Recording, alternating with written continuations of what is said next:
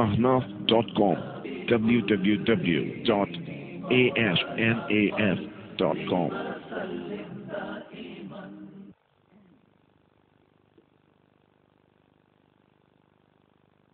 اب تشریف لائیں گے فخر المقررین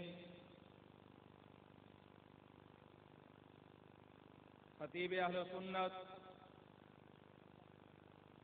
ثانی دین پوری حضرت مولانا عبد الکریم صاحب ندیم دامت برکاتہم العالیہ، صدر المبلغین مجلس علماء اہل سنت والجماعت پاکستان، تشریف لاتے ہیں خطیب اہل سنت حضرت مولانا عبد الکریم ندیم صاحب۔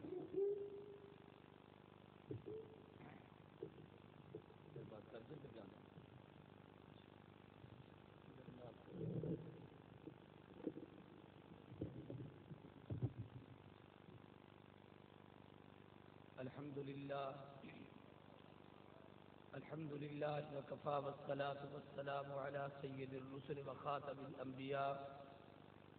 أما بعد، أعوذ بالله من الشيطان الرجيم. بسم الله الرحمن الرحيم. يا أيها الذين آمنوا استعينوا بالصبر والصلاة إن الله مع الصابرين ولا تقولوا لمن يقتل في سبيل الله أموات بل أحياء ولكن لا تشعرون.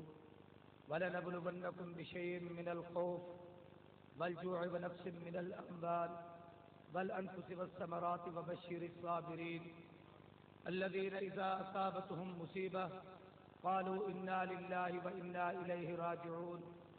أُولَٰئِكَ عَلَيْهِمْ صَلَوَاتٌ مِّن رَّبِّهِمْ وَرَحْمَةٌ وَأُولَٰئِكَ هُمُ الْمُهْتَدُونَ. صدق اللہ العظیم. تمہیں سے اے مجاہدو دین کو ثبات ہے، شہید کی جو موت ہے وہ قوم کی حیات ہے. حیات اگر حیات ہے ممات بھی حیات ہے. شہید کا جو خون ہے وہ قوم کی زکوٰۃ ہے. شہادت ایک تخیل لازوال اور غیر فانی ہے. شہادت خود ہی تفسیر حیات جاویدانی ہے. مرے تو شہید مارے تو غازی ہے، یہ وہ راہ ہے جس میں ہر طرح سے سرفرازی ہے. شہیدوں کے لہو سے جو زمین سیراب ہوتی ہے، بڑی سرسبز ہوتی ہے، بڑی شاداب ہوتی ہے.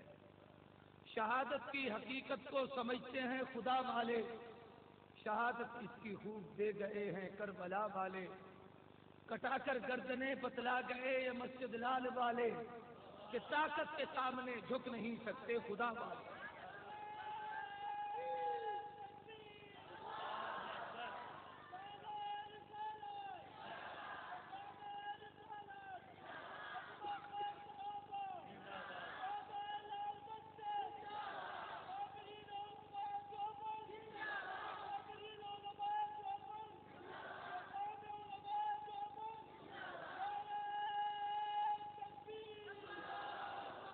ہمیں کچھ نہ کچھ کام کرنا پڑے گا، جو خواہش ہے جینے کی مرنا پڑے گا.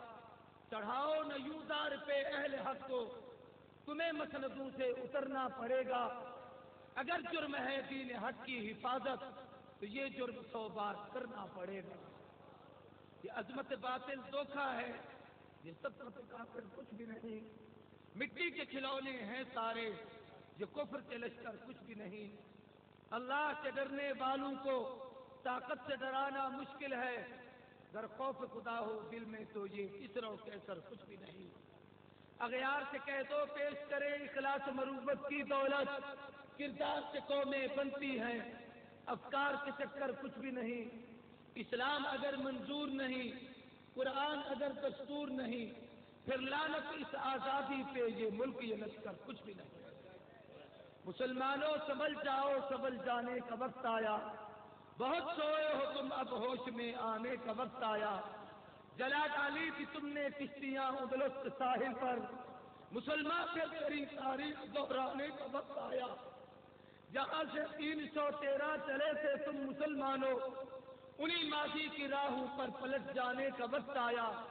تپش سورج سے لو اور آسمان سے بجلیاں چھینو، عدو کے آشیاں پر آگ برسانے کا وقت آیا. سنو روزہ اطہر سے کیا آواز آتی ہے، مسلمانوں میری حرمت سے کٹ جانے کا وقت آیا، اسلام کی آبرو باقی رہی تو تم بھی باقی ہو، وگرنہ پھر غلامی میں الجھ جانے کا وقت آیا۔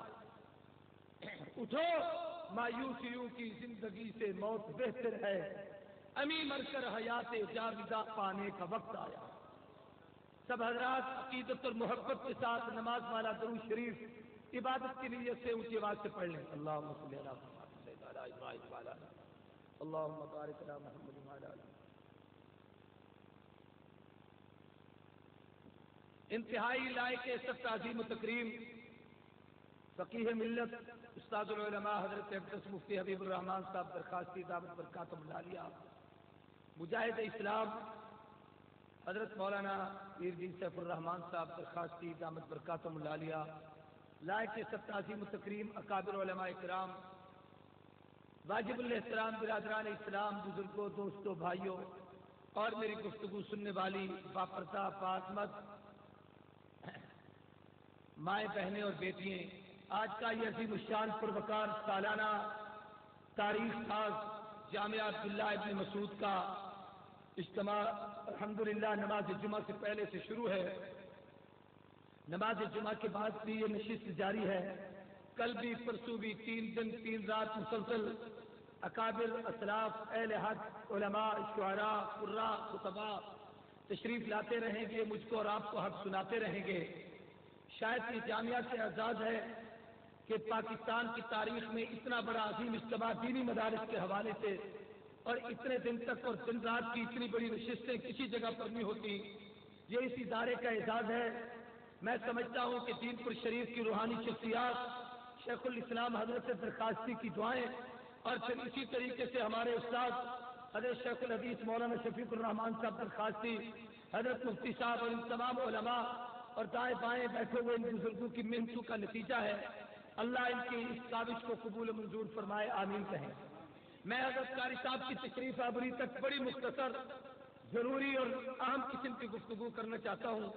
سب حضرات توجہ کریں گے تو شاید میرے لیے بھی بڑی سعادت ہے کہ اس اجتماع میں اس موقع پر مجھے کچھ تفصیل سے آپ سے باتیں کرنے کا موقع مل رہا ہے۔ توجہ فرمائیں گے، ہم اپنے اساتذہ کے بعد جب پڑھنے کے لیے بیٹھتے تھے تو سب سے پہلی بات استاد ہمیں سناتے اور سمجھاتے تھے کہ لکل شیء آفۃ وللعلم آفات، ہر کام جب بھی کوئی آدمی کرتا ہے تو اس کام میں اس پر کوئی نہ کوئی آزمائش، کوئی تکلیف، کوئی پریشانی آتی ہے، لیکن جب علم سیکھنے والا علم سیکھنے کے میدان میں جائے، طالب العلم قرآن و سنت کو پڑھنا چاہتا ہے تو اس پر کوئی ایک آفت نہیں آتی، اس پہ آفات آتی ہیں، اس پہ مصیبتیں آتی ہیں، اس پہ آزمائشیں آتی ہیں، اس پہ بلیات آتی ہیں، اس پہ امتحانات آتے ہیں۔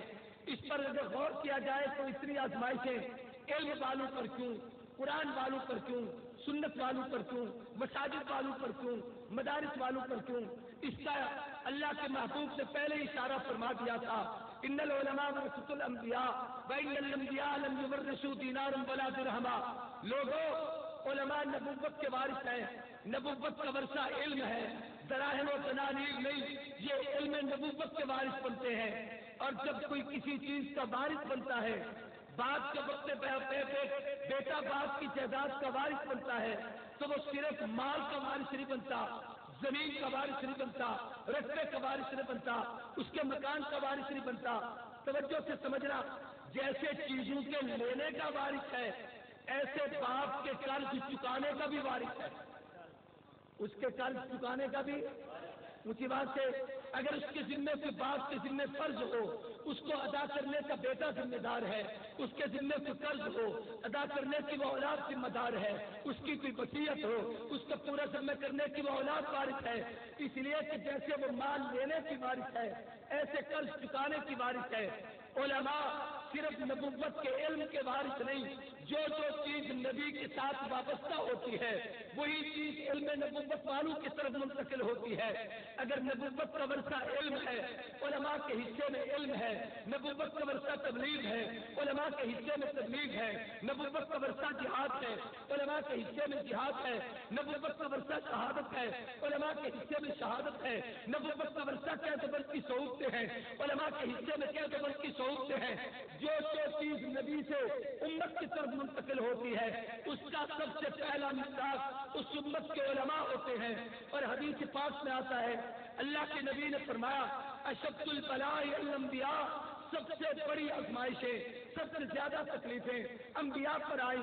اور پھر فرمایا لم تل فلم تل، جو جس نبی کے جتنا قریب ہوتا ہے اس پر اتنی آزمائشیں آتی ہیں. میں اس عنوان کو تفصیل میں پھیلا تو نہیں سکتا کہ وقت کی نزاکت ہے.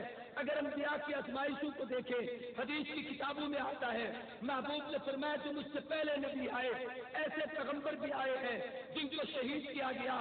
قرآن کہتا ہے یقتلون النبیین بغیر حق، فرمایا ایسے پیغمبر بھی آئے ہیں جن انبیاء کو ارے میں چیرا گیا. ایسے پیغمبر بھی آئے ہیں جن کو آگ میں ڈالا گیا. حضور نے فرمایا ایسے نبی اور رسول مجھ سے پہلے گزرے ہیں جن انبیاء پر بڑی بڑی آزمائشیں آئی ہیں. قوموں نے شاعر کہا، مجنون کہا. ایسے پیغمبر بھی آئے جن کو گڑھا کھود کے انہیں ڈال کر زندہ دفن کر دیا گیا. ایسے پیغمبر بھی گزرے ہیں جن کو کنویں میں ڈال کر ڈھکن دے کے بند کر کے انہیں اس حالت میں شہید کر دیا گیا. حدیث کی کتابوں میں آتا ہے ایسے نبی بھی گزرے ہیں کہ لوہے کی تنجیوں کو آگ میں گرم کر کے نبیوں کے جسم سے کپڑے اتار کر ان کے کپڑوں کو ان کے جسموں کو چھینا گیا. یہ ساری کی ساری آزمائشیں ان پیغمبروں پر اور علماء بیٹھے ہیں. حضور نے فرمایا پھر سب سے زیادہ آزمائشیں ان نبیوں کی نسبت مجھ پر آئی ہیں. اور اگر حضور کی آزمائشوں کو دیکھو اس پر غور کرو تو یقیناً محبوب کے سب سے زیادہ قدمے آئے ہیں.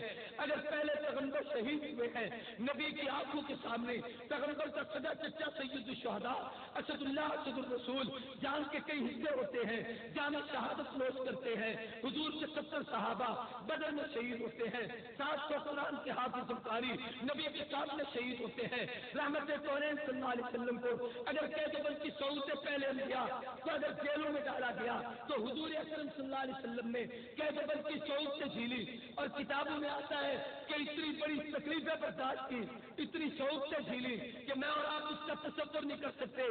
توجہ کرنا، جس میدان سے حضور کو قید کیا گیا کتابوں میں لکھا ہے چاروں طرف وہاں محاصرہ کیا گیا تھا، پہاڑ تھے، اس پہاڑ پہ حضور کو قید کر دیا گیا. درے پہ پہرےدار کھڑا دیے گئے، اندر کسی کو آنے کی اجازت نہیں تھی. کچھ ایسے ہمدرد بھی تھے جو کہتے تھے ان قیدیوں کے ساتھ ہم مذاکرات کرتے ہیں، ان کو اپنی بات منواتے ہیں، تم اس لیے ہمارے ساتھ اگر اجازت ہو. اس وقت کے ابو جہل نے، ابو لہب نے، ان بدماش کافروں نے کہا ان سے قطع تعلق رکھو، مقابلہ کا معاملہ کیا جائے، مذاکرات کی اجازت نہیں، اندر جانے کی اجازت نہیں، کھانا پانی پہنچانے کی اجازت نہیں، کھانا پانی پہنچانے کی اجازت نہیں. اس قدر ان لوگوں نے سختی کر دی تھی. میں صرف آپ کو سمجھانا یہ چاہتا ہوں کہ چاروں طرف بند کر دیا گیا. صحابہ کیسے ہیں؟ اس قید میں ہم پر وہ وقت بھی آیا تھا، ایسی مشکل وقت بھی آیا کہ ہم اپنے جوتوں کے چمڑے چبا کر منہ میں لے کر اس کو چباتے تھے، اس سے جو لعاب بنتا تھا اس کو کھا کر گزارا کرتے تھے.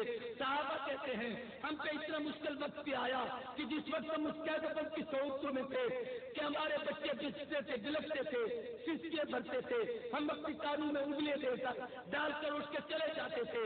حدیث میں آتا ہے تو مشکل وقت بھی آیا کہ ہم پر کھانے پینے کی چیزیں ختم ہو گئی، باہر سے ہوا چلتی، اندر پتے ڈالتی تھی، وہ پتے کھا کر ہم نے وقت گزارا.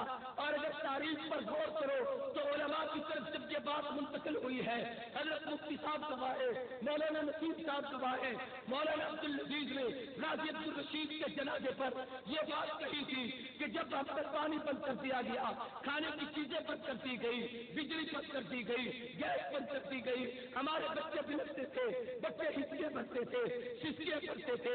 ایسا وقت بھی آیا کھانے کی کوئی چیز نہیں تھی، ہم نے درختوں کے پتے توڑ کر بھی کھایا ہے. اللہ نے اپنی رحمت سے بارش برسائی، چلو میں پانی لے کر ہم وہ پی کر گزارا کرتے تھے. نبوت کا ورثہ ان کی طرف منتقل ہوا، حضور کو طائف سے پتھر لگے. آج تک علماء کے ساتھ وہی ظلم و ستم کیا جاتا ہے. میں سمجھانا یہ چاہتا ہوں جو جتنا نبیوں کے قریب ہوتا ہے اتنا آزمائشوں میں مبتلا ہوتا ہے.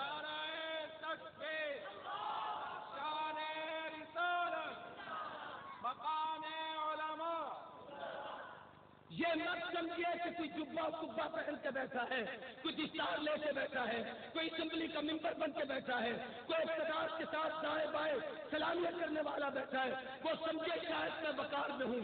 وقار اس چیز کا نام نہیں، وہ دنیا کا وقار تو حاصل کر سکتا ہے، نبوت کی وراثت نہیں حاصل کر سکتا۔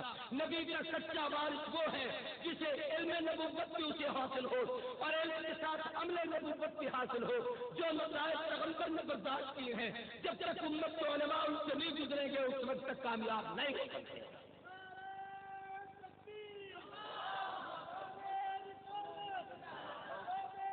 توجہ کرو، صحابہ کے حالات کو پڑھو۔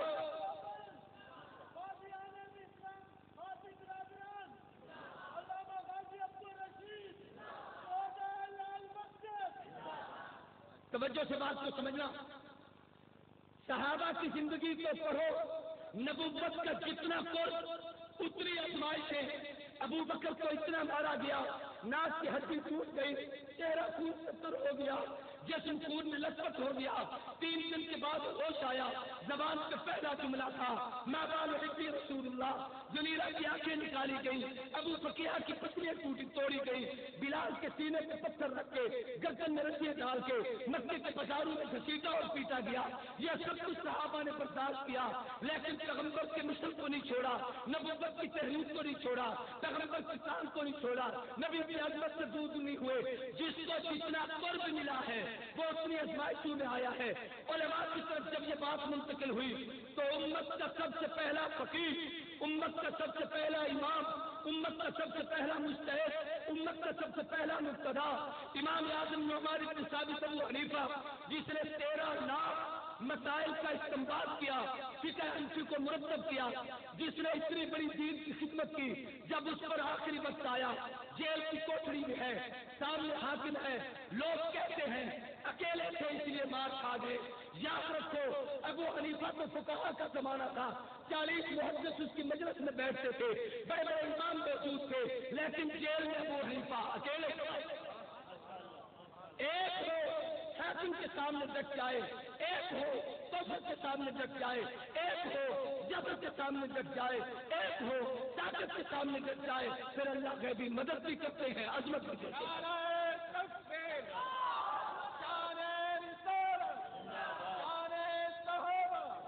امام اعظم سیدنا ابو حنیفہ، امام اعظم سیدنا ابو حنیفہ، امام اسلام حضرت مولانا قاضی عبدالرشید شہید۔ حاکم کہتا ہے میرا میں یہ زمین جیسے آج کل زمین دے دیتے ہیں، مسجد دے دیتے ہیں، حاکم نے کہا تمہیں قاضی القضات کا منصب دیتے ہیں، عہدہ دیتے ہیں، امام نے کہا ظالم میں تو تیرے اقتدار کو قبول نہیں کرتا، میں تو تجھے حاکم نہیں قبول کرتا، تیرا منصب کیسے قبول کروں، عہدہ کیسے لوں؟ اس نے کہا جیل میں پڑا رہے گا، پڑے رہو گے، کہا قبول ہے، کتابوں میں لکھا ہے جنازہ جیل کی کوٹری سے نکلا، صرف یہاں تک نہیں، تاریخ معرفہ والے نے لکھا ہے کہ امام اعظم رحمۃ اللہ تعالی علیہ کا صرف جنازہ ہی جیل سے نکلا، امام صاحب کو جیل میں زہر دیا گیا اور زہر کی وجہ سے شہادت کا واقعہ پیش آیا۔ یوں سمجھ لو جو بندوں تمہارا مقدر ہے کہ جیل کی کوٹری بھی ہو، شہادت بھی ہو، میت جیل سے آئے، یا ابو حنیفہ کے ساتھ ایسا ہوا ہے، وہ امام اعظم تھا یا تاریخ کا مورخ اعظم ہمارے علامہ فاروقی کو احساس ملا یا شہید اعظم قاضی عبدالرشید کو احساس ملا۔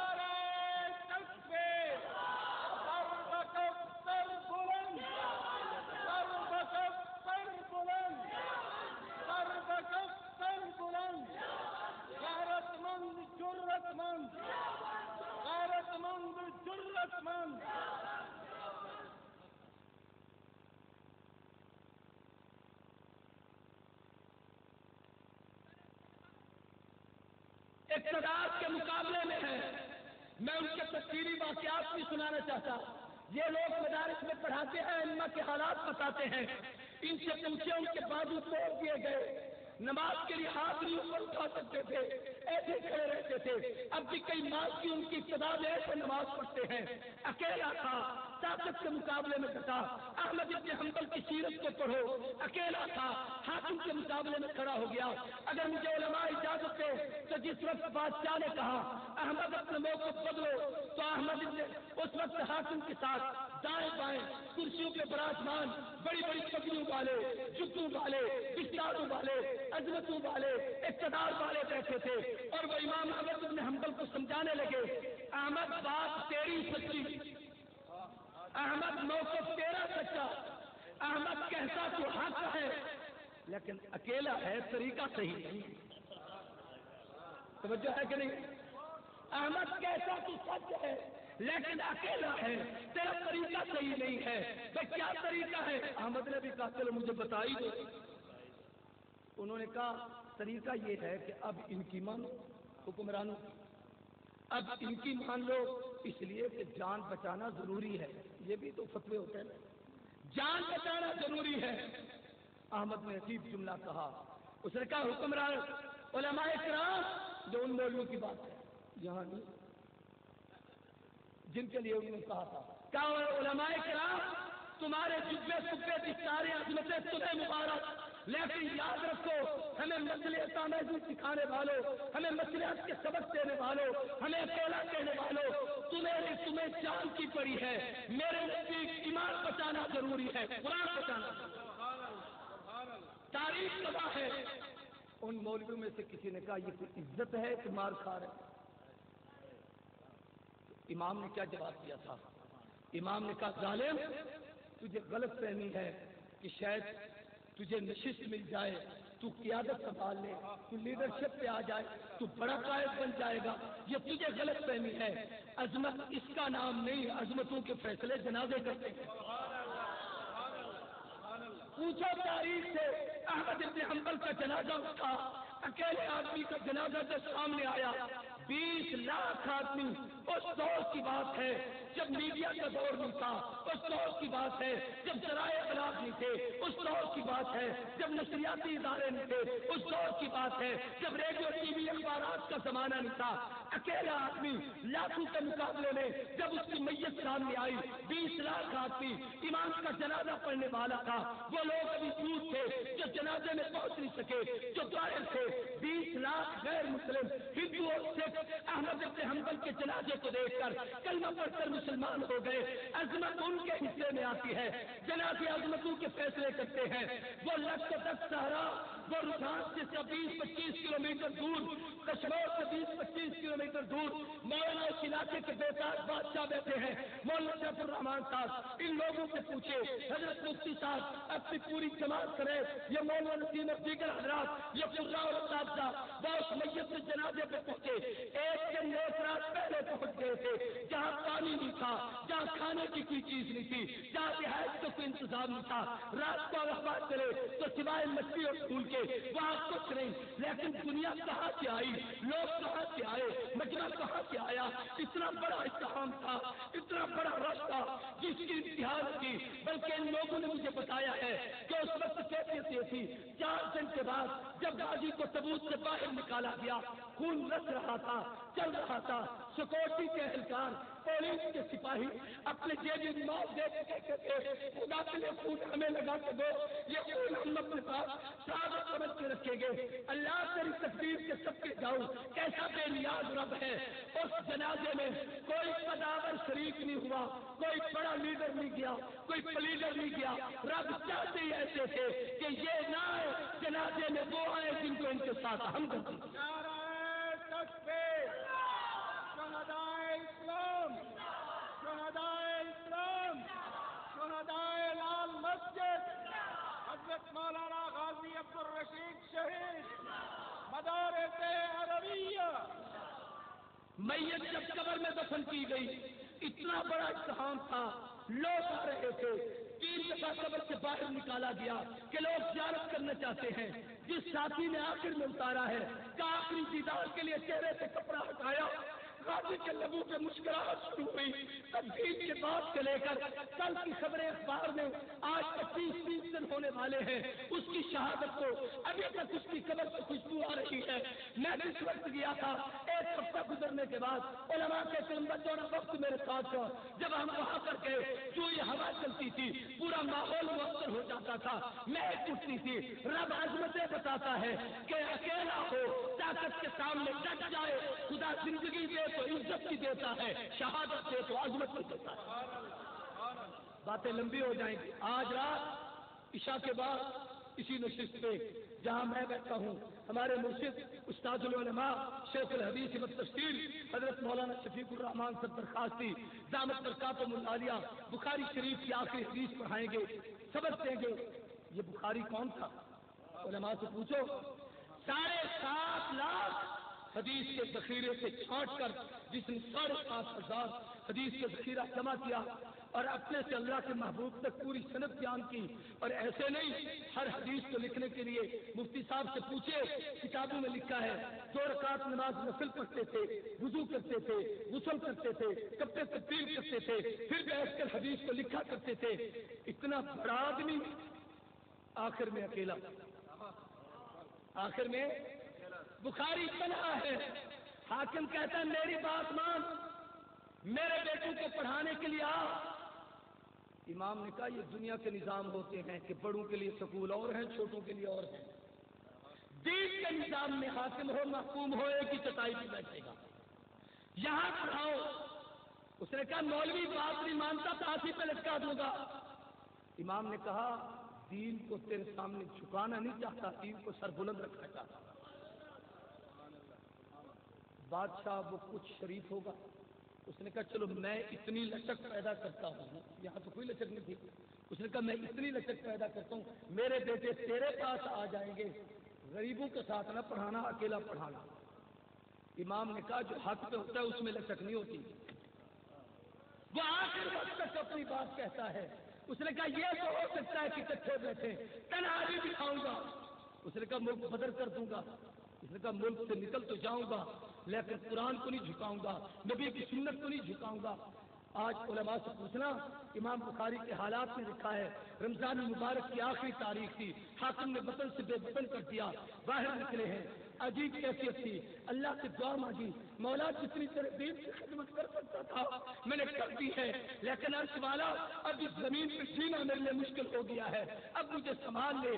رات کو بخاری کا انتقال ہوتا ہے، صبح عیدگاہ کے اجتماع میں دنیا عید پڑھنے کے لیے اکٹھی تھی، سامنے امام بخاری کی میت رکھی تھی، اور ایک جب طاقت کے مقابلے میں ڈٹا، رب نے عظمت کی وہ دی، جب جنازہ اتارا گیا، لاش کو رکھا گیا تو کئی سال تک جنت کی خوشبو آتی رہی۔ پھر جو بندیوں تمہارا مقدر ہے، یا بخاری کی قبر سے خوشبو آئی ہے، یا قطب الارشاد امام الاولیاء احمد علی لاہوری جو اکیلے ہی تھا 40 سال تک قرآن کا درس دیا، برف کی سلوں پر لٹا دیتے تھے، سینے پہ بھی برف کے بلاک رکھ دیتے تھے، جسم ٹھنڈا ہوتا اٹھا کے دھوپ میں ڈالتے، جب ہوش آتا پوچھتے احمد علی کیا حال ہے تو لاہوری کہتا تھا جان تو ٹھنڈی ہوئی ہے، ایمان کی قوت میں اضافہ آیا ہے۔ جب ایک طاقت کے مقابلے میں ڈٹا ہے، بخاری کو لاہوری کو قبر میں اتارا گیا، 6 مہینے تک جنت کی خوشبو آتی رہی۔ یہ میرے قابل کا حصہ ہے، مولانا وکیل اللہ صاحبال کے محتمم جامعہ رشیدیہ والے، ان کی قبر سے خوشبو آئی، شیخ موسیٰ کی قبر سے خوشبو آئی، شہید اسلام مولانا عبداللہ شہید کی قبر سے خوشبو آئی۔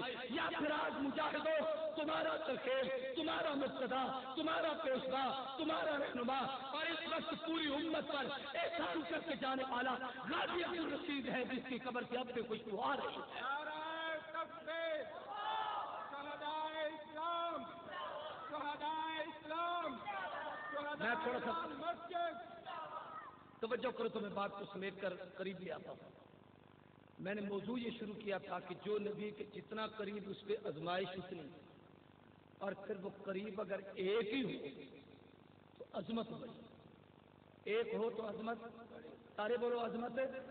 اب ذرا توجہ کرو، میں باعث آدمی ہوں، 20-25 سال اسی میں گزر گئے، تو تقریر میں باتیں چنتا رہتا ہوں، نوٹ کرتا رہتا ہوں، پھر وہ نقطے بنا بنا کے لوگوں کو بتاتا رہتا ہوں۔ تو میں اپنے اکابر کی تاریخ پہ ایک بات کہا کرتا تھا کہ اللہ نے ان آخر والوں کو پہلوں سے بڑی نسبتیں دی، اور اس پر میں بڑی باتیں سناتا تھا، تفصیل میں تو نہیں جاتا، بلکہ حضور نے فرمایا کہ آخر امت میں، میری امت میں ایسے لوگ پیدا ہوں گے جن کو اجر پہلو جیسا ملے گا، لہم مثل اجر اولہم۔ صحابہ نے پوچھا محبوب کیا کریں گے؟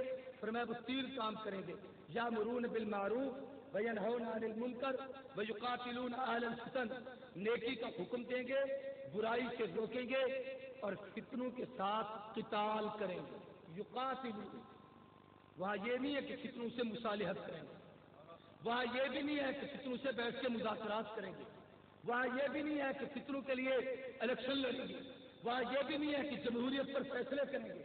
یقاتلون اہل الفتن، فتنے کا مقابلہ کریں گے، اور مقابلہ بھی قتال، تلوار اٹھائیں گے، خود مریں گے تو اس کو ماریں گے، خود شہید ہوں گے، اسے باطل جہنم کریں گے۔ جو یہ 3 کام کریں گے اللہ پہلو جیسی عظمت عطا کریں گے۔ میں دیکھتا تھا کہ اگر پہلے بخاری کی قبر سے خوشبو آئی، آج لاہوری اور غازی کی قبر سے خوشبو آئی، پہلو میں ابو حنیفہ کا 6 مرتبہ جنازہ پڑھا گیا، جہاں امام ہمارے مفتی اعظم مفتی محمود کے جنازے پہ اتنا بڑا اجتہام تھا، 6 مرتبہ مختلف مقامات کو ان کی نماز جنازہ پڑھی گئی۔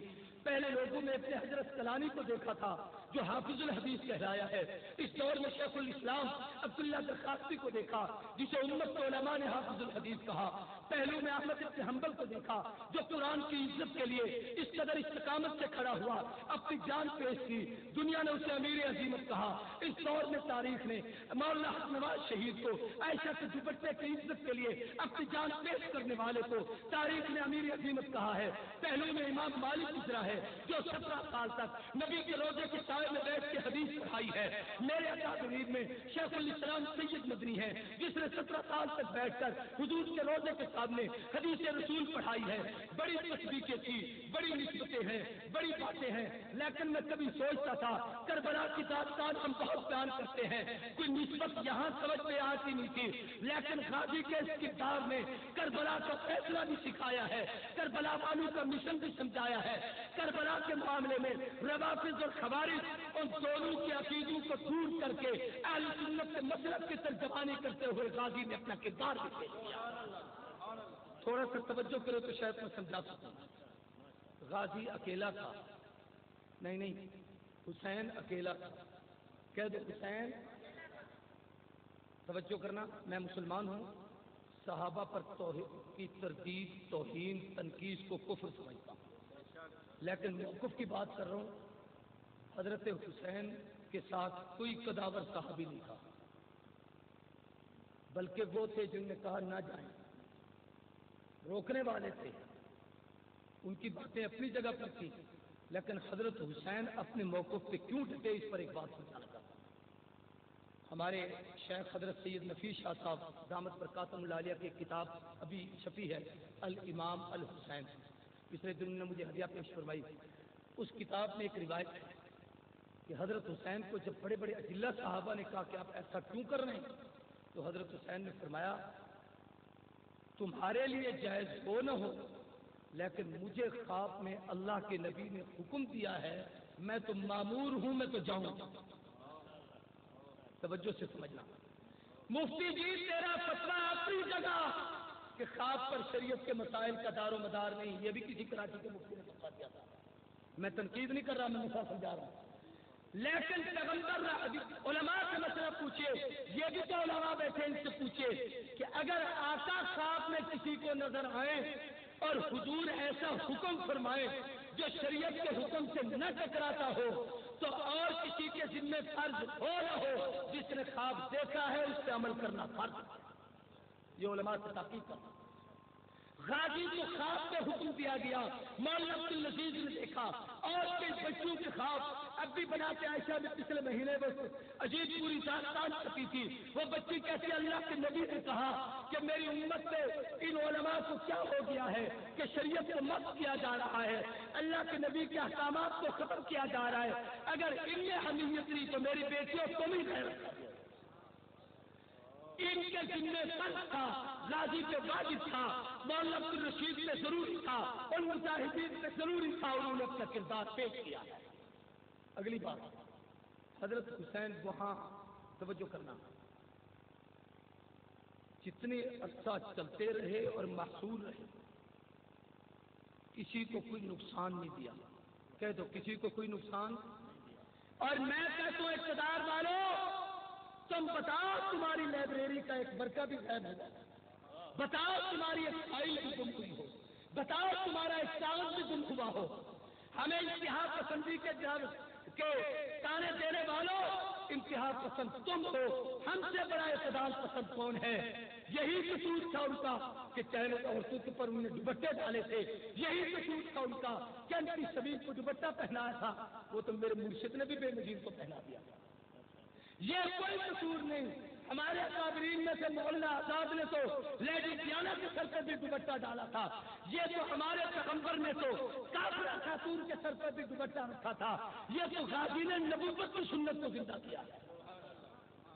اور پھر جب انہوں نے محاصرہ شروع کیا تو غازی نے کہا کہ ہم لڑنے کے لیے تو نہیں بیٹھے، ہمارا تو آپ سے مطالبہ ہے کہ آپ شریعت دیں. آپ نہیں دیتے تو وہ شہادت ہے. یہی ایک نعرہ تھا، یا شریعت یا شہادت. آپ شریعت دیں، حکمرانوں نہیں دے سکتے، پھر رب ہمیں شہادت دے. دو ہی چیزیں ہیں، مقصود مطلوب مومن، نہ مال غنیمت نہ کشور. شہادت ہے مقصود مطلوب مومن، نہ مال غنیمت نہ کشور کو شاہد. جب وہ گھیرا تنگ ہوا تو حضرت حسین نے کہا ایسا کیوں کر رہے ہو؟ انہوں نے کہا ہمارے حکمران کا آرڈر نہیں ہے. غازی کا انٹرویو آپ نے پڑھا، انہوں نے کہا بھی ہمارے قریب کیوں مورچے بناتے چلے آ رہے ہو؟ انہوں نے کہا بڑی سرکار کا آرڈر نہیں. غازی سمجھ وہاں حسین سمجھ گئے شہادت مقدر ہے، میں نے شہید ہونا ہے، رب نے مجھے عزت دینی ہے. تو حضرت حسین نے کہا بھائی اجازت عام ہے، جو جانا چاہتا ہے چلا جائے. انہوں نے بھی کہا اجازت عام ہے، جو جانا چاہتا ہے چلا جائے. وہاں بھی ان لوگوں نے جو فداکار تھے کہا حسین، وہاں بھی تو ایک غازی حسین کے ساتھ ہی تھا. اس نے کہا حسین تیرے ساتھ زندگی، تیرے ساتھ شہادت، تیرے ساتھ جینا، تیرے ساتھ مرنا ہمیں یہ سب سے زیادہ پسند ہے. یہاں بھی جتنے تھے عبدالعزیز کے غازی نے بھی یہی کہا تھا کہ تیرے ساتھ جینا ہے، تیرے ساتھ مرنا ہے. وہاں پر بڑا عجیب واقعہ پیش آیا کہ وہاں حضرت حسین نے کہا میں نہیں چاہتا تمہارے ہاتھ میرے خون سے رنگین ہوں، میں تم سے لڑنا نہیں چاہتا. میرا تو مطالبہ ہے کہ خلافت راشدہ والے نظام کی جھلک ہونی چاہیے، اقتدار میرا مقصود نہیں. اور یہی بات یہاں کی. تو انہوں نے کیا کہا؟ انہوں نے کہا حضرت حسین نے کہا چلو مجھے واپس جانے دو، میں اپنے گھر ہی چلا جاتا ہوں، تم سے نہیں لڑتا. یہ بھی اب بھی کئی پاگل کہتے ہیں ہاں جی حق کے لیے گئے تھے تو یہ کیوں کہا واپس جانے دو؟ تو حسین نے کیوں کہا تھا واپس جانا؟ جو مشن حسین کا تھا کہ ان کے ہاتھ میرے خون سے رنگین نہ ہو، یہی بات غازی بھی کہتے تھے. اگلے دن ایک بچے کا انٹرویو جیو پر تھا، اس نے کہا ہمیں یقین تھا کہ یہ فوجی کلمہ پڑھنے والے ہیں، یہ سپاہی فورس کے لوگ نبی کا کلمہ پڑھتے ہیں، مسلمانوں کی مملکت ہے، ہم نظریہ پاکستان کی بات کر رہے ہیں، اسلام کی بات کر رہے ہیں. ہمیں یہ پتا نہ تھا کہ یہ ہم پہ ایسے گولیاں چلائیں گے جیسے کربلا والوں کے ساتھ ہوا تھا. توجہ سے بات کو سمجھنا. وہاں حضرت حسین نے انہوں نے کہا گھر نہیں جانے دیتے. حسین نے کہا چلو سرحد کے کنارے پہ جانے دو، باہر نکل جاؤ. انہوں نے بھی کہا چلو ہم افغانستان چلے جاتے ہیں. انہوں نے کہا وہاں بھی نہیں جانے دیتے. القصہ بڑی قریبی بات کہہ دیں، وہاں بھی مذاکرات ہوئے. بات حسین نے اس حد تک مان لی رضی اللہ تعالیٰ شہداء کے قافلے کے سرخیل اور امام کہنے لگے یار تم اپنے ہاتھ ہمارے خون میں رنگین نہ کرو، چلو ہمیں لے چلو حکمران کے پاس، ہم خود ہی بات کریں. بات یہاں بھی ساری مانی. کل پرسوں کی بات ہے، مولانا فضل الرحمان صاحب کا ایک انٹرویو اس پہ ان کی تقریر آئی ہے، اس میں انہوں نے اقرار کیا ہے کہ غازی صاحب ساری باتیں مان چکے تھے، صدر نے مانا. اے کاش کہ ہمارے مولوی بھی غازی کی بات مانے. توجہ سے بات کو سمجھنا. بہت قریب کی بات تھی. جس وقت ابن زیاد نے دیکھا او ہو اچھا یہ صلح ہو رہی ہے، مذاکرات کامیاب ہو رہے ہیں، ہمیں تو 16 طیارے ملیں گے، وہ تو پھر نہیں مل سکتے. ابن زیاد نے کہا مذاکرات ختم، آپریشن کرو. حضرت حسین کی شہادت کا لیا. یہاں بھی مذاکرات جب قریب ہو چکے تھے، وہ سارے علماء اس معاملے میں ساری گفتگو کرتے ہیں. بات یہاں سے پہنچ گئی تھی تو انہوں نے وہاں پر بھی جب اپنی بات کہہ دی کہ جیسے علماء فیصلہ کرتے ہیں ہم ان کی باتوں کو قبول کرتے ہیں لیکن شریعت کے مطابق ہونی چاہیے, قرآن سنت کی بات ہونی چاہیے. تو اس نے کہا اس کا مطلب ہے بات قریب ہو رہی ہے تو ہمیں جو انعام ملنا ہے وہ تو رہ گیا. اس نے کہا ان کو اندر رہنے دو, فوراً آپریشن کرو. وہاں حضرت حسین شہید ہو گئے, یہاں یہ شہید ہو گئے. اگلی بات بڑی عجیب ہے, ابن زیاد کو بڑی توقع تھی یزید سے بڑا انعام ملے گا. اس نے انعام تو نہیں دیا, وہاں کی باتیں علیحدہ ہیں جو اس نے کہا, لیکن یہاں ان کو بھی بڑی توقع تھی بڑا انعام ملے گا. اس نے پہلا انعام یہ دیا کہ جب غازی تیرے پاس تھا تو لگتا ہے اس نے تو اسامہ کا جھوٹا پیا ہے, لہذا اسامہ بھی تیرے پاس ہے, اب میں حملہ کرنے لگا. یہ اس کو انعام ملا. جیسے وہاں انعام ملا وہی انعام ملا. میں آپ سے ساری گفتگو اس حوالے سے کر رہا ہوں. پھر وہاں پر بھی عجیب و غریب شیر خوار علی اصغر کے گلے میں بھی تو تیر لگے ہیں. یہاں 17 مائیں ایسی تھیں جن کے سینے کے دودھ پیتے بچے تھے, وہ بچے بھی شہید ہوئے ہیں, مائیں بھی. مولانا کے انٹرویو اب بھی آ رہے ہیں. 1700 عورتیں ایسی تھیں جو لاوارث تھی, بے بھروسہ ماں تھی, جن کے پاس کچھ نہیں تھا. وہ پچھلے دنوں زلزلے کی ماری ہوئی تھی, مولانا کی کفالت میں رہتی تھی. ایک انٹرویو ایک لیڈی ڈاکٹر کا پچھلے دنوں جیو پر آیا. اس نے کہا 7,500 خواتین اس سرسدہ میں رہتی تھی جن میں ان کا سارا عملہ بھی شامل تھا, اور اگر باقی لوگوں کو بھی اکٹھا کر دیا جائے تو 15,000 جامعہ فریدیہ کے طلباء اور جو مجاہدین ان کے ساتھ تھے جو خواتین تھے 15,000 میں سے چند تم نے بتائے باقی کہاں ہیں. میں اس بات کو سمیٹنا چاہتا ہوں, میں عرض کر رہا ہوں توجہ سے بات کو سمجھنا. وہاں پر یزید کامیاب نہیں, حسین کامیاب. سارے بولو کون کامیاب, اونچی بات سے کون کامیاب. نہ زیاد کا وہ ستم رہا, نہ یزید کا وہ ستم رہا, نہ زیاد کی وہ جفا رہی, رہا تو نام حسین کا جسے زندہ رکھتی ہے کربلا. اقبال کہہ دیا تھا قتل حسین ہے اصل میں مرگ یزید, اسلام زندہ ہوتا ہے ہر کربلا کے بعد. حکمرانوں تمہاری موت غازی کی شہادت ہے, تمہاری موت غازی کا کردار ہے, تمہاری موت غازی کا نعرہ ہے, تمہاری موت غازی کا جہاد ہے. اب تمہارے پاؤں تک مگا رہے ہیں, نہ امریکہ رہے گا نہ امریکہ کے ہماری اتحادی رہے گا. میں ایک بات آخری کہنا چاہتا ہوں, وہ لوگ چلے گئے, انہوں نے عظمت حاصل کر لی. اگلے دن ایک مولوی میرے ساتھ تھا بہاولپور میں, اس نے کہا ہمارے علماء نے عظیمت پہ عمل کیا, غازی والوں نے نہیں, ہمارے علماء نے رخصت پہ عمل کیا, غازی والوں نے عظیمت پہ. تو میں نے کہا حضرت رخصت تو تب تھی جب اس کا موقف تو مانتے, ہاں میں ہاں تو ملاتے. انہوں نے تو مخالفت میں عمل کیا جن کے آپ لیڈر ہیں. وہ ایک بہت بڑی پارٹی کا سربراہ تھا. میں نے کہا جن کے آپ لیڈر ہیں آپ نے تو مخالفت پہ عمل کیا ہے, اگر بڑی بات کہو تو یہ کہہ سکتے ہو کہ عبدالعزیز نے عظیمت پہ عمل کیا ہے, عبدالرشید نے رخصت پہ عمل کیا ہے. یہ دونوں کردار ان کے ہیں. اور مولانا نے وہاں جنازے پہ کہا تھا برقعے کا ڈھونگ رچایا گیا ہے, مجھے باہر بلایا گیا اور پھر برقع ڈالا گیا, اور اگر پہن کر آئے بھی ہو تو حضور کی سنت ہے کہ معراج کے ہجرت کی رات حضور نے چھوٹے بھائی کو اندر بٹھایا, بڑے باہر گئے. حضور خود بڑے تھے, علی چھوٹے تھے, چھوٹے کو اندر بٹھایا, خود باہر گئے. اندر والے کو کہا تو سبز چادر پہن کے سو, اور خود فرمایا میں کالی چادر اوڑھ کے جا رہا ہوں. یہ وہ پیغمبر کی سنت ہے جو غازی نے حق ادا کیا. میں اب آپ سے ایک بات کہتا ہوں, بات کو سمجھتا ہوں, ختم کرتا ہوں. وہ جانے والے چلے گئے, ان کی عظمتوں کو سلام, ان کے تقدس کو سلام. ہم نے کیا کرنا ہے, میری آپ کی ذمہ داری کیا ہے؟ ایک اشارہ کرتا ہوں, تفصیل کی کا وقت نہیں. قرآن مجید میں ایک عقیدے کی بات ہے, ہر نبی پر ایمان لانا فرض. کہہ دو ہر نبی پر ایمان لانا اور ہر نبی کے معجزے کو ماننا بھی فرض.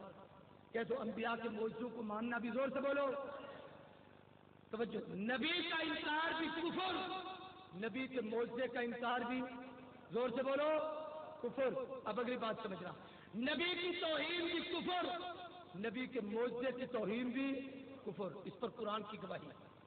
اللہ کہتے ہیں کذبت ثمود بطغواہا اذ انبعث اشقاہا. قوم ثمود نے نبی سے معجزہ مانگا، اللہ تبارک و تعالیٰ نے معجزہ ظاہر کیا. اونٹنی جناب پہاڑ سے باہر نکلی. اس قوم میں ایک بدماش تھا، اس کا نام تھا خدار. اس نے ایک کنجری کے کہنے پہ، طائفہ کے کہنے پہ، ایک عورت کے کہنے پہ اس کی یاری نبھاتے ہوئے اس اونٹنی کی ٹانگیں کاٹی. نبی نے کہا تم شرم نہیں آئی، خدا کے معجزے کی توہین کی ہے، عذاب کا انتظار کرو. 3 دن جیو گے، چوتھے دن تم پر عذاب آئے گا. پہلے تمہاری شمشیریں پیلی پڑیں گی، پھر سرخ ہوگی، پھر سیاہ ہوگی اور تم برباد ہو جاؤ گے. کس کا مختصر یہ کہ چھٹے دن ان پر عذاب آیا.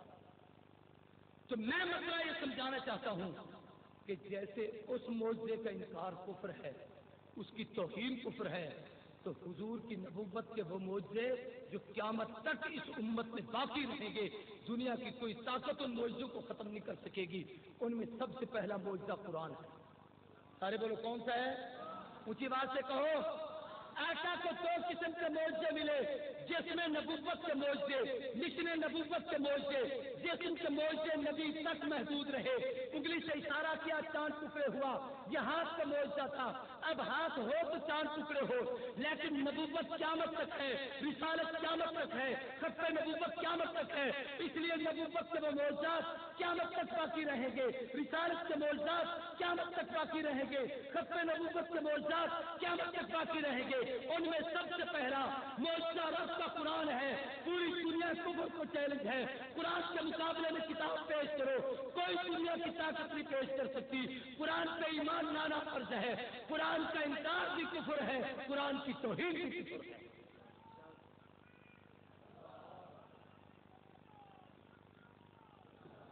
دوسرا معجزہ علم حدیث، جس بخاری شریف کا رات کو ختم ہوگا.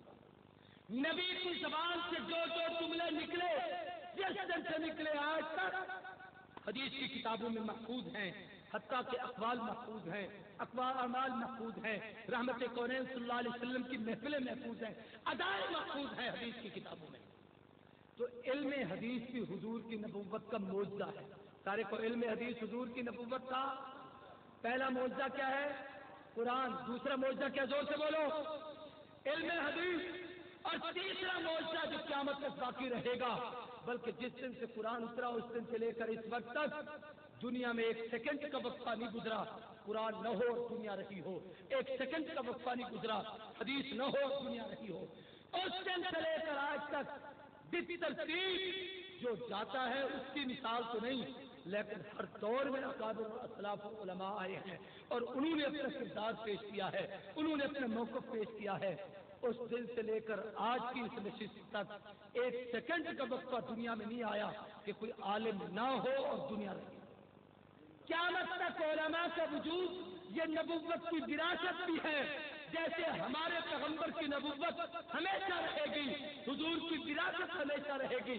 اور یہ وارثان نبوت درخواستی چلے گئے، آج ہزاروں درخواستی ہیں، سینکڑوں درخواستی نام لینے والے ہیں، لاکھوں تیر پوری کے پروانے ہیں، لاکھوں لاہوری کے نام لیوا ہیں. ایک حسین احمد مدنی گیا 70,000 کو حدیث پڑھا کر دیا. ایک عبداللہ درخواستی گیا 70,000 کو قرآن کی تفسیر پڑھا کر گیا. ایک جاتا ہے لاکھوں تیار کر کے جاتا ہے، اور یہ معجزہ قیامت تک رہے گا. کہہ دو یہ معجزہ قیامت تک. چوتھا معجزہ جو قیامت تک باقی رہے گا وہ مسجد ہے. سارے بولو کیا ہے؟ زور سے بولو، اونچی بات سے کہو. کعبۃ اللہ جب تعمیر ہو چکا تو ایک پتھر بچ گیا تھا. حضرت ابراہیم نے، حضرت سیدنا جبریل نے اللہ کے حکم سے اس پتھر کو اپنے ہاتھ میں مسلا کر کے ایسے پھونک ماری، روئے زمین پر جہاں جہاں اس پتھر کے جو ریت کے ریزے تھے، زیرے تھے، ذرے تھے، جہاں پڑے ہیں وہاں پر جب تک مسجد نہیں بنے گی قیامت قائم نہیں ہوگی. یہ پوری مدارس مساجد کا جال حضور کی نبوت کا معجزہ ہے.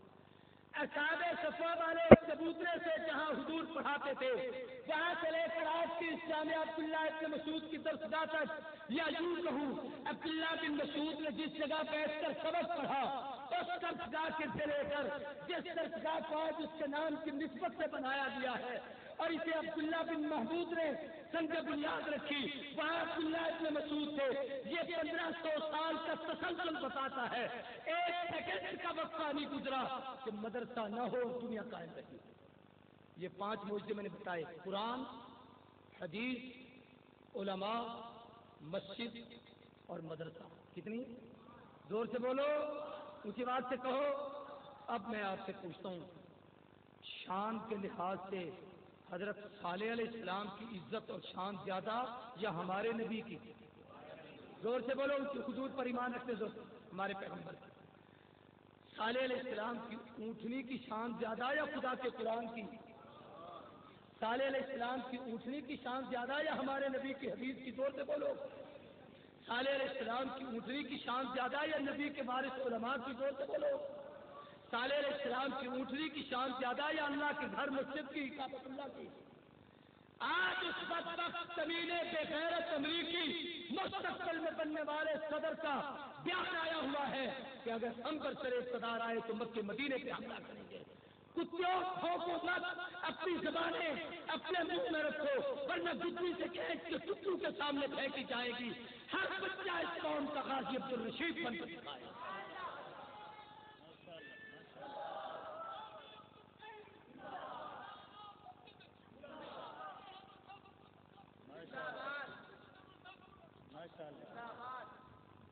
توجہ سے بات کو سمجھو، میں بات کو بالکل آخری پیرے میں لایا ہوں، حضرت قاری صاحب آئے بیٹھے ہیں۔ میں کہنا چاہتا ہوں توجہ سے بات کو سمجھنا، قرآن کی شان زیادہ یا اس اونٹنی کی؟ حدیث کی شان زیادہ یا اونٹنی کی؟ علماء کی شان زیادہ یا اونٹنی کی؟ مسجد کی شان زیادہ یا اونٹنی کی؟ قرآن کی درسگاہ کی شان زیادہ یا اونٹنی کی؟ زور سے بولو۔ تو پھر مجھے کہنے دو، اونٹنی کی ٹانگ کاٹنے پہ تو خدا کا عذاب آیا، جن ظالموں نے قرآن کو خون سے آلودہ کیا ہے، قرآن کے نسخوں کو گٹر کی نالیوں میں پھینکا ہے، جن ظالموں نے بچوں کے جسموں کو ٹکڑے کیا ہے۔ اب بھی بہت جامعہ لال مسجد سید جامعہ حفصہ کو جا کے دیکھیے، وہاں جو ملبہ پڑا ہے، پچھلے دنوں اس جمعہ پر جو ساڑیاں پیش آیا ہے، اس پچھلے جمعہ کے موقع پہ وہاں سے بچوں کے جسم کی ہڈیاں وہاں سے ملی ہیں، ان کے ٹکڑے آزاد ملے ہیں، دوپٹے ملے ہیں، ان کے پاؤں کے جوتے ملے ہیں، کم سے کم بچوں کی وہ ان کے ساتھ ملے ہیں، ان کے فیڈر دودھ پیتے ہوئے بچوں سے ملے ہیں۔ آدمی حیران ہو جاتا ہے۔ اور کربلا کی داستانوں کو یاد کرتے ہو، انہوں نے عورتوں پہ ستم نہیں کیا تھا، عورتوں پہ ظلم نہیں کیا تھا۔ میں کہتا ہوں یہ تو ظالم مجھ سے بھی آگے بڑھ گئے، آج عورتوں کو بے پردہ کر رہے ہیں۔ جو بچے ان کے پاس ہیں ان کو پتہ نہیں ظالموں نے کہاں رکھا ہوا ہے، اور ہم یہ مطالبہ کرتے ہیں کہ بی بی ام حسان اور ان کے ساتھ جو مولا کی جلالت سے ڈرو، خدا کے غضب سے ڈرو، ورنہ وہ وقت بہت قریب ہے خدا تمہیں ذلیل کرے گا۔ جس بے غیرت نے سید مدنی کے سامنے ڈانس کیا تھا ننگے ہو کر، ابھی اس کی آنکھوں کے سامنے اس کی بیٹی نے ڈانس کیا تھا، آج علماء کی بیوی اور بیٹیوں کے ساتھ ظلم و ستم کرنے والوں، کل خدا تمہاری بیوی اور بیٹی پر برباد کر۔ اللہ کے عذاب کو مت دعوت دو۔ علی اکبر 18 سال کا لاشا حسین نے ہاتھوں پہ اٹھایا تھا، یا حسان 18-20 سال کا عبدالعزیز کے ہاتھوں پہ آیا ہے۔ ارے تاریخ میں ایسا واقعہ نہیں جس کی ماں بھی شہید ہو، باپ بھی شہید ہو، بھائی بھی شہید ہو، بیٹے بھی شہید ہوں، خاندان بھی شہید ہو، نواسے بھی شہید ہوں، نواسیاں بھی شہید ہوں، بیٹیاں بھی شہید ہوں، شاگرد بھی شہید ہوں، بہنیں بھی شہید ہوں، جناب والا ان کی شاگردہ بھی شہید ہوں، امام بھی شہید ہو، خادم بھی شہید ہو، مؤذن بھی شہید ہو۔ اور عجیب بات ہے، کارکن بھی شہید ہوں، مرید بھی شہید ہوں، رضاکار بھی شہید ہوں۔ کوئی ایسا قافلہ دنیا میں نہیں ملے گا جنہوں نے اتنی بڑی شہادت پیش کی ہو جیسی لال مسجد میں پیش کی۔ نام لال مسجد تھا، آپ کو کام ہی لال مسجد ہو گیا۔ میں کہتا ہوں یہ قدرت کے معجزے ہیں، جنہوں نے اس معجزے کی توہین کی خدا کا عذاب آیا، ان پر اس سے بھی بڑا عذاب آنے والا ہے تو انشاءاللہ۔ لیکن آپ سے جو بات کہنی تھی وہ یہ انتہائی انکساری سے کہہ رہا ہوں، لیکن ایمانی قوت سے کہہ رہا ہوں، جن مولویوں نے، لیڈروں نے، پلیڈروں نے ان کے خلاف زبانیں کھولی تھی، غازی کی شہادت نے اس کردار کو زندہ کر کے اللہ نے اس کی قبر سے خوشبو ظاہر کر کے اس کی عظمت کو ثابت کر دیا۔ رب سے توبہ کرو، اس لیے کہ سکرات سے پہلے یغفر اللہ توبۃ عبد ما لم یغرغر، تمہاری توبہ قبول ہو سکتی ہے، نہیں توبہ کرو گے تو خدا کے عذاب میں مبتلا ہو۔ اور اب بھی کئی لوگ کہتے ہیں ہمیں فلسفہ سمجھ نہیں آتا تھا، انہوں نے ہماری بات کیوں نہیں مانی؟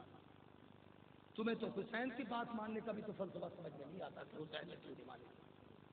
آپ کی اور ہماری ذمہ داری اب یہ ہے، پہلی بات کہ آج کے بعد ہم طے کریں ہر دینی مدرسے کے ہم رکن بنے، ہاتھ اٹھا کر ہاتھ اٹھا کر ہاتھ اٹھا کر ہاتھ اٹھا کر۔ یہ جامعہ جو تقریباً 20 سال سے ہر سال عظیم الشان اجتماع کراتا ہے، لاکھوں افراد آتے ہیں، ملک بھر سے جید علماء مشائخ آتے ہیں، نہ اس نے موسم کی پرواہ کی ہے، نہ حالات کی نزاکتوں کی پرواہ کی ہے، اور تقریباً 5-7 سال سے تو میرا تجربہ ہے، ہر سال جب اسی اجتماع کی باری آتی ہے ایسے حادثات ہو جاتے ہیں، لیکن اس جرأت مند کو اللہ سلامت رکھے، اللہ ان کے خاندان کو جزائے خیر دے، اللہ ان سب بھائیوں کو کمال اور عظمت عطا کرے، ان کے خاندان کو نیکی سے نوازے کہ کتنے حوصلے کے ساتھ مقابلہ کر کے اتنا بڑا اجتماع کر کے تمہیں دین پہنچاتا ہے۔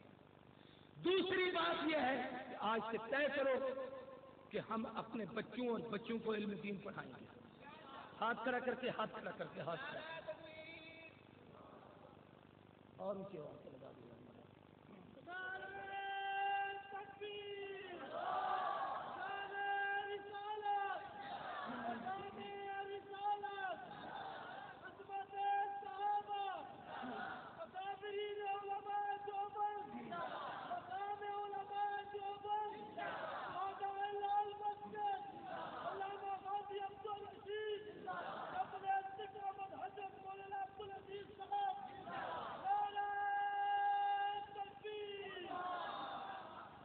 تیسری بات آپ کے ذمہ یہ ہے پوری توجہ سے کہ مساجد اور مدارس کا تحفظ بھی کرو، اور حضرت درخواستی رحمت اللہ علیہ کی پوری زندگی کا مشن تھا، جہاں جاتے تھے مسجد بناتے تھے، مدرسہ بناتے تھے، جہاں جتنے صاحب ثروت بیٹھے ہو، غریب بیٹھے ہو، جس علاقے سے آئے بیٹھے ہو، اپنے علاقوں میں جا کر مساجد بناؤ، مدارس بناؤ، اور کوشش کرو کہ ہر مسجد کا نام لال مسجد رکھو، ہر مدرسے کا نام جامعہ حفصہ رکھو۔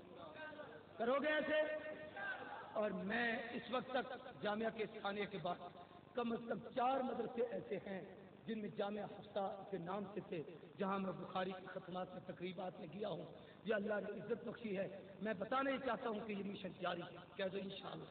یہ مشن ایک بات وفاق والوں سے بھی معذرت کے ساتھ، یہ قائدین بیٹھے سارے وفاق سے، اور قائدین سیاست سے، حضرت بھی سیاست کے امیر ہیں، ان سے یہ ہے کہ ہمیں آپ پر کوئی بے اعتمادی نہیں تھی، نہ سیاسی علماء پر نہ قائدین وفاق پر، لیکن خاموشی سمجھ یہ بات ضروری ہے، اس لیے کہ اس قوم نے مفتی محمود کی تحریک نظام مصطفیٰ دیکھی ہے، اس قوم نے بن نوری کی تحریک خط نبوت دیکھی ہے، اس قوم نے اطالیہ شاہ بخاری کی تحریک خط نبوت دیکھی ہے، اس قوم نے تحریک بحالی جمہوریت دیکھی ہے، اس قوم نے صوفی محمد کی تحریک شریعت دیکھی ہے، اس قوم نے حق نواز کی تحریک مدح صحابہ دیکھی ہے۔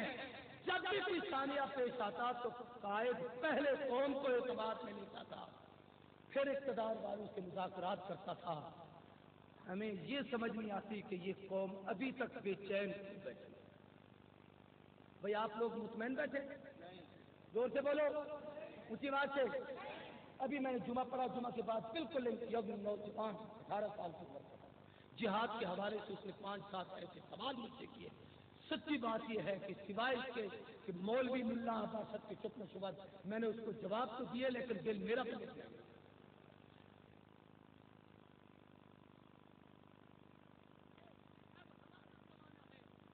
غیرت کا تقاضا ہے کہ کسی بچے کو گھر میں بیٹھنا چاہیے، ہر آدمی کو مجاہد کرنا چاہیے۔